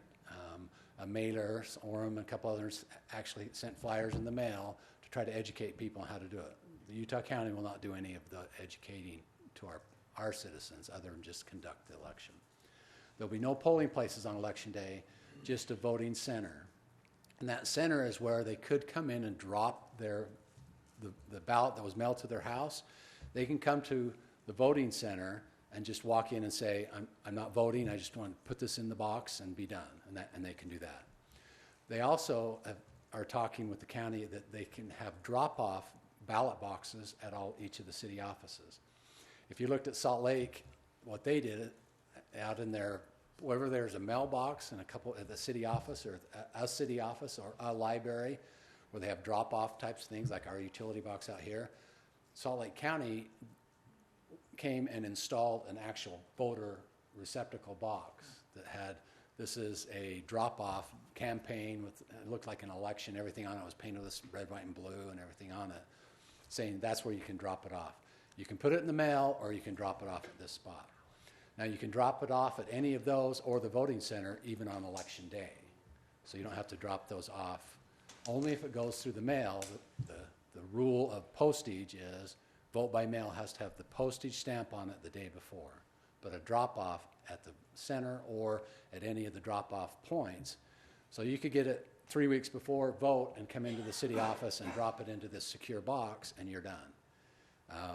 Every night or whenever the county decides they're going to come and empty out that secure thing, the secure box of what's been dropped off up until that time, from the last time that they cleaned it out. So it's going to be their box. They're controlling it. So would there not be a judge there by that secure box? No. The ones in Salt Lake are outside. That secure box is like the post office, blue box outside. Right. Concern would be, it was in the news that there was a theft from a drop box recently. I mean, not that anyone's going to be. Spanish Fork. What would that have been? I don't know so much cash is in there. But well, I mean, just anything's possible. Something as secure as people's voting. A concern people would have is, well, my vote needs to be secure. Yes, if it's the county will describe and administer that secure box. Whether it's mounted on the floor, whether it's padlocked to something, if it's where it's located, the county will decide the security of that. But and we'll see what happens with that. If 2 years from now, 4 years from now, we want to conduct our own city election and do by vote by mail, then we would be responsible for that. Okay, on the other side, we could still do it the old way. We could still do it and get all the polling places, train the judges, go through what we've done the last eons of times as far as in Spanish Fork. But where it's going on the vote by mail is all the cities and the counties, they're all going to the vote by mail. And they're just saying that's what it costs to do it. And they outweigh the cost by more voter turnout. And so they say the term that it's marketed by is the cost per vote actually goes down. Because if you see my other, I'll show you right here, what did we do on our other elections? Well, in the elections that we only have a primary and we have a 9% turnout, well, guess how much cost it was per vote that actually got done on that one. And if you can get your primary election ones up, those are the ones that are they're very low turnout, and so very few amount of people decide who even gets to move on to the general election. So the argument is, well, yeah, it does cost more, but it does give somewhat of a better turnout they've seen historically throughout different places they do it. Some states, like Oregon, they've been vote by mail the whole state. That's the law. There is no polling places. The way the county wants to run this election, they're saying it's vote by mail, period. If you want to have a voting center, you guys do it. Otherwise, whatever gets in the mail, that's all they get. And so Orem said we're not going to do it that way, and I would recommend we don't do it that way, is that we give an opportunity for people who didn't get a ballot have some way on election day to have a way to vote. And so it would require to have a voting center be created at that point. Okay? So in summary, Utah is going vote by mail. It's only 20 out of the 29 counties have already done one election that way. So Utah is just a little bit behind. Utah County is maybe a good reason, because there was a lot of bugs to get out, and they've learned from other counties to do the same thing. So it might be a wise thing. They want to practice this vote by mail on us and all the cities. And as we do a survey, we ask the other cities. Right now there's emails going on, what's your city doing? Like me, they're all standing up this week in front of their council and explaining this very same spiel to them, saying, what can we do? Most of them are going vote by mail. I know of one that's decided they're going to do the old way, but most of the other ones, the decision's coming back that they're going to do vote by mail. It does increase the cost, and in our case, it would possibly double it. We run a very frugal election. I train the election judges. They volunteer, and it's not a big money maker for judges, but there is a cost, and it is getting harder to find people that would be a judge, those that would be willing to do it. And we hope that the turnout would increase. So the last slide here is I have to give notice to the county whether we want to join the party by April 3rd. Then after that point, they'll write up an interlocal agreement that will iron out the details of what they'll do and what the cost is and what it's going to be based on, the number of registered voters, stuff like that. The filing deadline is who will run for office is June 1st to the 7th. So on June 8th, or that night at 5 o'clock, we're going to know if we have a primary or not. In our election this year is a mayor position and 2 city council for 4-year terms each. And if there's more than double whatever seats are available, people apply, then there's an elimination election, which is the primary, to whittle it down to have just the double of the number of seats. So if 2 people sign up for mayor, there's not a primary in the mayor race. If there's 4 people in council, there's no primary. But if there's 3 in mayor and 4 in council, there's a primary only for the mayor race. It'll just whittle it down until there's the double. If there was 9 people that signed up for mayor, there would be elimination down to 2. So when you get down to the general election, you're only going to have on the ballot, the maximum is 2, or the number of open seats times 2. Okay? So we're going to whittle it down. There'll be 4 on the council and 2 on the mayor. It'll be the biggest the ballot is when we finally get to the November election. Okay? And that's all. Sorry it took a little bit, but I hope those at home that watch this, go ahead, I'll welcome any questions. This is a discussion of this No, matter. I just have a question. So does the county just send you the list of winners that night, and then you announce them on SF-17? I mean, Yep. how does that work? That is, I think, is going to be in part of the interlocal agreement, because that was one of the conflicts that happened when the county did it for these other vote by mail for other places, because the county just started releasing the information before even the cities got it. And so the cities didn't like that. And so I think that discussion is going to be had in our negotiation with them to say, okay, how are you going to release the information? And that we do our canvas, you know, is it before canvas? Some of it's by state law, they have to release some information as it comes in up until the date of the canvas. Before it was, we'd wait until canvas and then do it all at the canvas. But now there's a law that says they have to release it. Whenever they do a count in the county, they have to release that information. But we'd probably ask, let us release it first on our website to our citizens, and then let you do it after. And that would most likely be on election day, not after, right? It'll be the same as of what they have accounted up to that point, because some of the ballots will start coming in early, and they're going to be counting them all. They can't reveal any of those up until after 8 o'clock on election night. Okay. So anything that's come in up until that time, they'll release an account as of election night, at some point, how fast they get that done. And then each time they do another count up until 2 weeks, until a canvas point, things could change as you're going through those 2 weeks' time. We waited to process it all at once and reveal it, but now they passed a law that says you got to reveal it as you go through that time. And so people are going to know what's happening every time that the county does a count. Okay? Will you be able to confirm your vote with the county in any way? Yes. So when you get that ballot, there'll be a number sequence on it that you can have, and you can go to voteutah.gov, and you can log in as you, if you say, what's your name and your birthday and stuff like that, and then you can click on a thing that says, enter your ballot and track your ballot. And so the county's got to report into the state when that ballot gets processed through their computer system. So you can see, no, it's not in yet, no, it's not in yet. Okay, then it's going to say it's been counted. That's the equivalent of that when you do it by the machines, that paper printing and saying, okay, we've confirmed you voted. Right.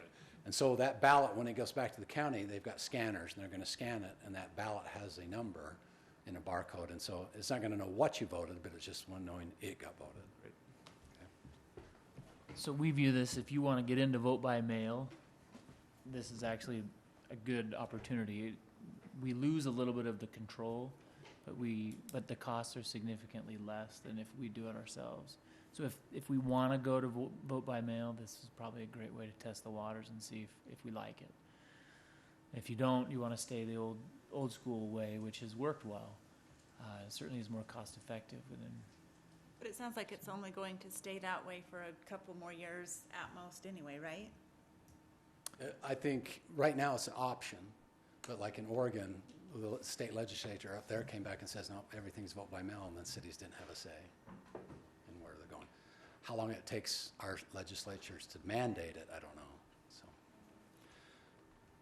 So I need to tell the county by April 3rd. So we got the month of March to discuss it and to talk about it, get feedback. People at home are now watching this, and Spanish Fork's going to go vote by mail. Oh, my sister lives in Cedar Hills. We did vote by mail. It was the greatest thing. Or it was in Orem, and I hated it. I don't know what the feedback that you're going to be getting. But the city's looking seriously at going to the county, partnering with the county for this year to find out, see if it works. Maybe in the legislature in 4 years or 2 more years, they'll do something different, or they might have an option to go back to the way we did it. I don't know. So if we go this year, it'll be $41,000? Only if it's a primary. So each one of those. Otherwise, it's 21. Right. Okay. 19 or 21 or both. Okay. 19 or 41. It's going to be that There way. you go.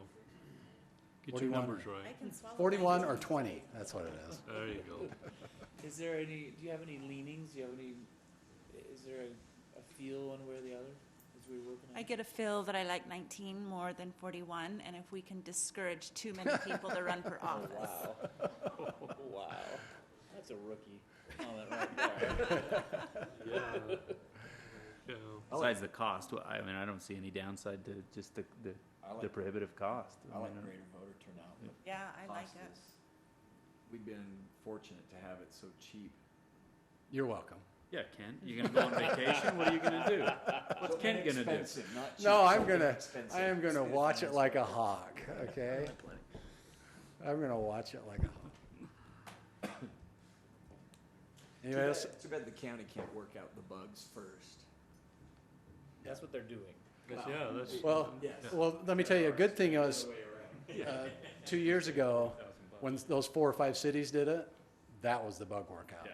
So right now, we're picking their brains, how you just set up your center, what worked, what didn't work, I've got copies of the mailings that they sent out, how they educated their public, what worked, what didn't work, so we're thankful for those that have done it.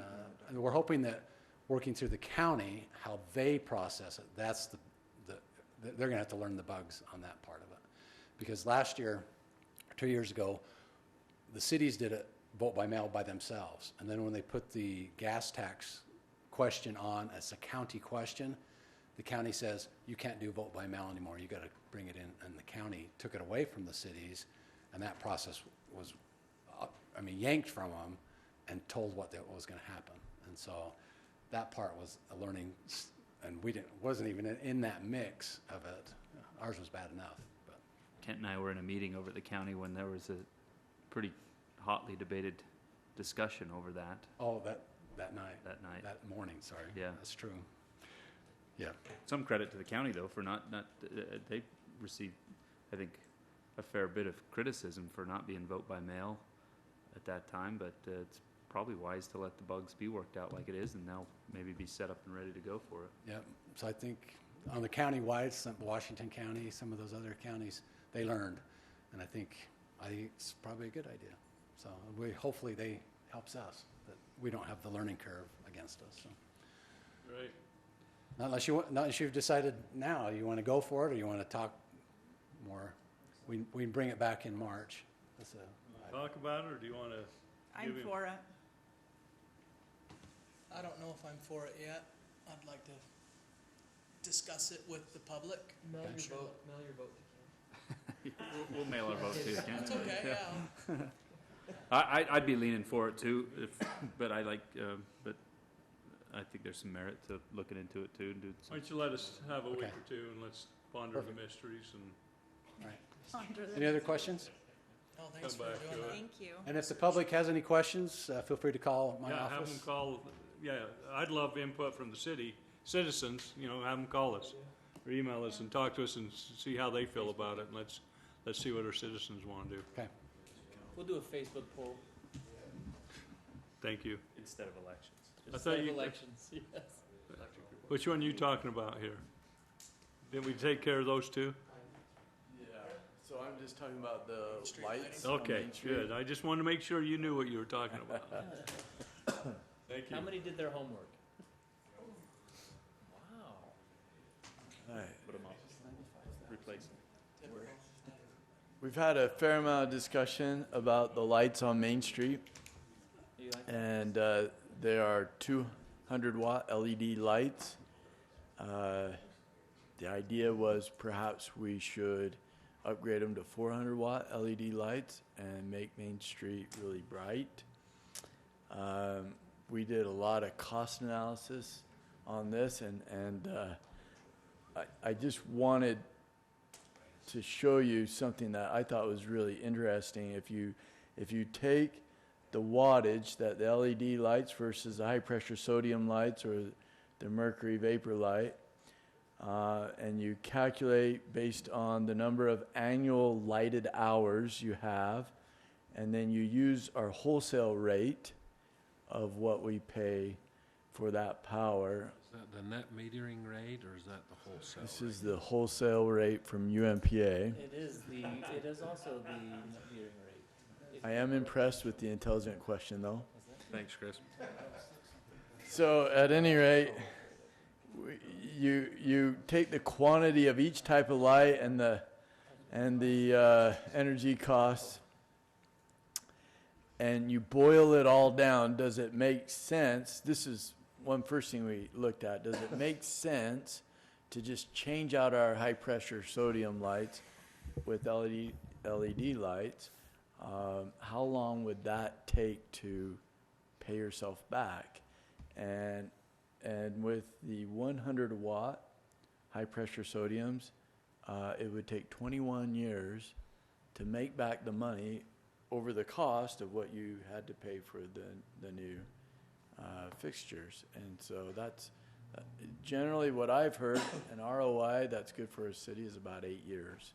And that, Kent might Something new might be. weigh in on that, but that's just what I've heard. But 21 years doesn't make sense, and then 10, and there's only one that was less than 8 years, and that was changing out the 400 watt high pressure sodium lights with 400 watt LED lights, and we don't have very many of those, and we are in a process of changing a lot of those out anyway, so it just didn't make sense to do a wholesale change out. So our policy is right now to just, as a high pressure sodium burns out, we replace it with an LED, and then it makes sense. It doesn't make sense to buy a new high pressure sodium, but it doesn't make financial sense to scrap one that works.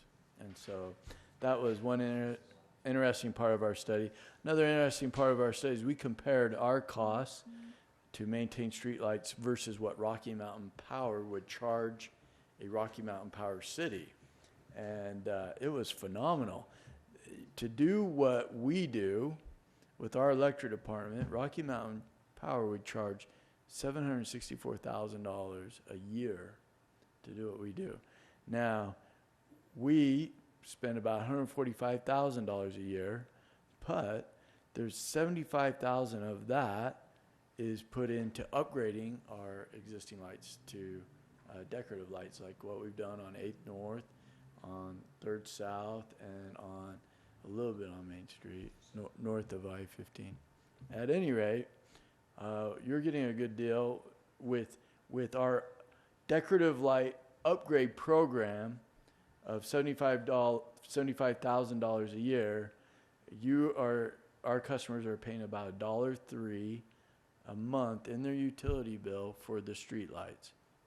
And that's why quite often in the past and in other cities now, it says Pace and Power and Light or something like that, is because it's power, but also they do the street lighting, and part of the utility bill pays for the electricity and part pays for the street lighting. So whenever you see power and light, that's the reason why those two words were put together.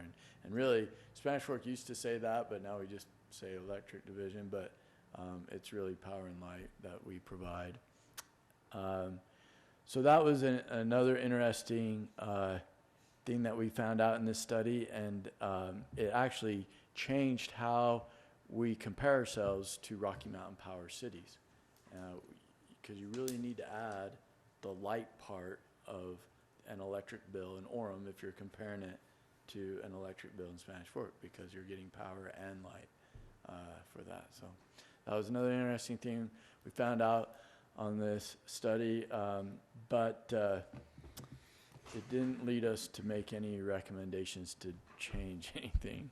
So those are just interesting things. Now back to the lights on Main Street. We found that the lighting on our Main Street is pretty average to a little bit above average in compared to other cities around us. And so if you wanted it to be brighter, we could do it. It would be about $100,000 to change all the fixtures out to 400 watt, and then it would be very bright. And I personally, and I think Steve would agree with me, feel like it's probably a good idea. One thing though that I feel like would be good is if we've talked over the years of having some sort of a change to Main Street. We've had architects come in and planners and say, look, you can do some different things with Main Street. I think we've had a design kind of done in rudimentary form of how it could be done. I would suggest before we do a $100,000 project upgrading the lights, maybe we spend some money to fine tune the design a little bit and know where we're going with Main Street, so that when we put money into infrastructure, particularly in the electrical system that would support these lights, we locate them in areas that make sense for the future plan of Main Street and things like that. And that's just kind of a personal thought that I had on it. I think a lot could be done to make Main Street better, and not that we need to do it right now, but if we have a good plan that we're working towards, then we can make better decisions on utility locations and things like that. So that's all I had. Great. Any questions? Good job. Hey, thanks for the study. We'll take that under advisement. Okay. Is there any direction do you want us? I like what Springville City did. I like the brighter lights. Springville put their decorative lights light up the sidewalk also. I think Kelly mentioned that if we put them newer lights in, they actually will drop down underneath the canopy of the trees that we have along Main Street. He said, so our trees do block some of that light. The $100,000 that I quoted you is only to take the existing Cobra lights that are high up and take out the 200 watt and put in a 400 watt equivalent. They're both LEDs that use a lot less wattage, but that's the light that you get out. You're just saying, why go do that if we're going to change the light poles out? That's kind of my feeling. If you're going to go to a Springville type method with decorative lights, it changes how we look at things. And so maybe we'd make better decisions, but it costs a lot of money generally to lay out something in a really good form and get it going. And so if you want us to get some estimates on that, we could do it. I don't know if Dave wants to speak to this maybe better, or. No, Dave absolutely has an opinion about this. I'll speak for him, but he likes anything that we can do to beautify Main Street would be good. And see, you're doing that a little bit on South Main, because we've replaced some lights there by the rodeo arena on that South Main. Yeah. We've gone to those decorative lights, as you do it. So The idea of putting a little bit more thought into what we want to see along Main Street before we spend $100,000 or any amount of money, I think is the best route to go. I like that. But we are talking about a lot of money when we get to polls, right? So we did a little bit of research. I think this was last summer, right? When Tom did this, I believe it was last summer. We had one of our guys from our electric department go out, and he, at nighttime, 10 o'clock, 11 o'clock at night, he went to various cities and measured the light output in their various main thoroughfares that you see listed here. And the larger the number, the taller the line on that graph, the more light they had in the middle of their street. So I believe he went out in safety gear and protected environment, but he went out into the middle of each road and held his light measuring device to get a sense of what the light output was like. And so he did 2 locations for us, one at 1050 North Main Street and one at 100 South Main, so just right over here in town. And then in each of those other locations in Payson, Orem, Provo, and Springville. And you can see that our light output was right in the middle. So I don't use this as we're just fine, but we're not terrible either. So we do have, we're kind of right in the middle of the road, so to speak. You know, if Levan Okay. did their main street that heads out towards Gunnison, Right. new lights, decorative lights, that, I'm curious, that street is lit daylight up, Yeah. that whole street. So we And used to they're be nice looking Yeah, decorative we used to lights. be lit up a lot in the when some of you were younger and were cruising Maine. It was really bright, and I think there was some discouragement. They didn't want to have you out dragging Maine quite as much, so they dimmed the lights. Now, in some of my interviews with employees, this is a limited scope, but a lot of the employees that I visited with, many of them met their spouses when they were out dragging Maine. And so people that are watching, maybe some of them met their spouses on Maine. And maybe we've done a disservice to the community by not having a place where they can meet on Maine. Don't even open it. Don't. Seriously, Brett? Okay. Yeah. That only worked till the kerosene ran out in the headlights, though, wasn't it? Chad. Lovely, lovely. So, The lesser light only made it harder to see the mayor shooting the horse on top of Western Unlimited. Oh, wasn't even there when I was, when it was, well, if you've ever seen me shoot a Was it a bow and wrist arrow, you rocket? know that's not a problem. Being that Main Street is also part state road, I mean, we're looking at a lot of costs and stuff. Is there a way for the state to pony up with light replacement or improvements on Main, things like that? Because that would have an effect on traffic patterns, traffic safety, things like that the state also ought to be concerned about. The answer is no, but with one exception, and that is we've put into our standards that you recently approved last year that all traffic signals that the state does install will have an LED light on the top, and so that helps with the intersections, and they typically pay for that, but not the other. Although they did donate the lights we have now from the freeway over to here, so they did help with that. I want to give them credit for that. Unless maybe streetlights are part of a much bigger project.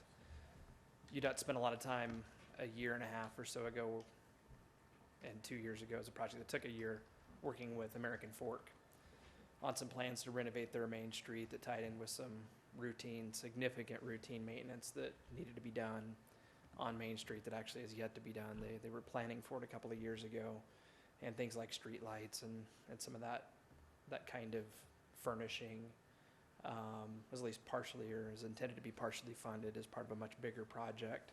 Some of the things that we've talked about doing with some parts of Main Street at least would involve a lot of other things besides lighting, and probably, I think, certainly would require some type of outside injection of funding, perhaps like what Springville received, the work that was done along the part of Main Street that I think we're talking about there.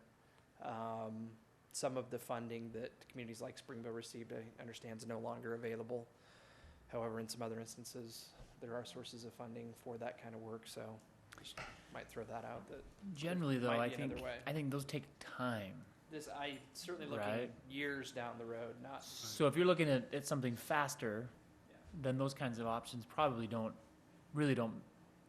come into play. Because if you wanna change the way the lights on Main Street look in the next 6 months, then we don't have time to work through any kind of a UDOT process. That'd be great if we could. I'd recommend that we do.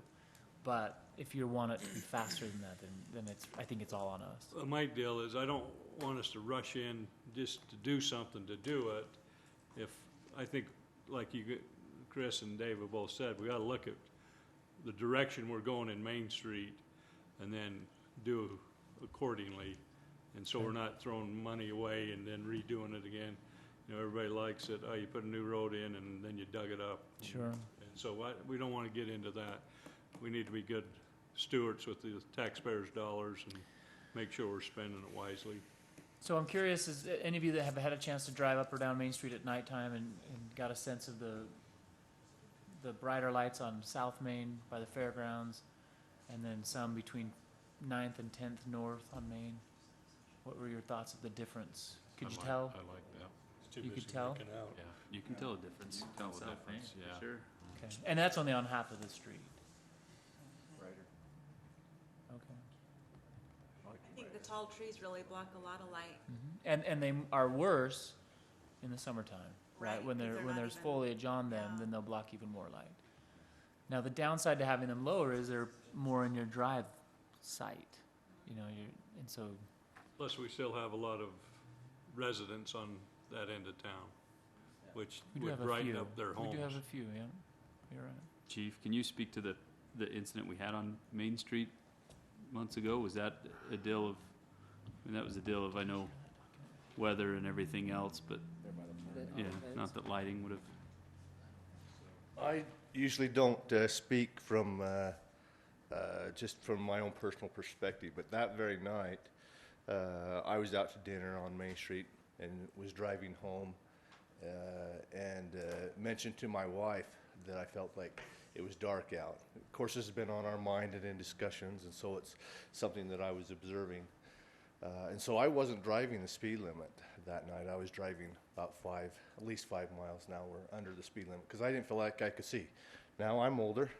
My night sight isn't as good as it used to be, and that might be the case this night. And then later that night when Mr. Andrus got hit, then, you know, it comes to my mind. I was down there and it was dark. And so my personal opinion is that Main Street needs to have better lighting. Whether that was all of the circumstances surrounding Mr. Andrus's death, I don't believe so. I think there were other circumstances. But certainly, although the studies indicate and show that we're in the average, I think we need to be above average in the lighting on Main Street. Okay, let's kind of keep that at the forefront, find out what we're doing, maybe look a little bit at the areas that are worse, and maybe see what we want to do for Main Street on that area, and then go accordingly. Dave, maybe revamp some of that, or bring back up some of those CPAT designs and things like that, so we can refresh us with those. Exactly what I have. Oh, it's a Okay, that'd be great. Okay. Thank you. Yes, great study, you know, and that was from an engineer. I make a motion, we go into closed session. I'll second that. Got a motion by Councilman Gordon, a second by Councilmember Beck. Go into closed session. All in favor, say aye. Aye. Any opposed? Okay, where are we going? If you want to stay here, we can stay here. If you want to go there, we can go there.